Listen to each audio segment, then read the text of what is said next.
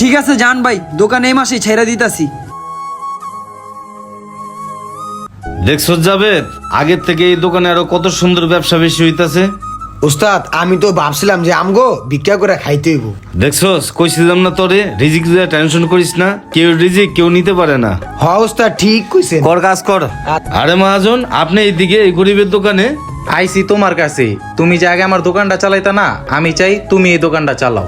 বেশি টাকা লোভ করতে যা যার কাছে দোকান ভাড়া দিছি সে এখন ভাড়াই দিতে পারে না, তাই ওরে দোকান ছেড়ে দিতে কইছি। আমি চাই তুমি দোকানদারি করো। আগে তো তুমি 8,000 টাকা ভাড়া দিতা, আগের থেকে 1,000 কম দিও, 7,000 ভাড়া দিও।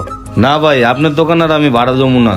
আপনি যদি আমার এখন 5,000 টাকাও দেন তাও আমি ভাড়া জমু না। আর আপনার দোকানের থেকে আমি এখন এই জায়গায় ঠিক আছি, এই জায়গায় এখন বেচা কিনা হয় আরো বেশি। আর যারা সততা নিয়ে কাজ করে তাদেরকে কখনো রিজিক নিয়ে টেনশন করতে হয় না। আমি কোন মুখে ওনার কাছে আসলাম? আমি তো ওনার সাথে অন্যায় করে লাইছি। না, আমি চলে যাই।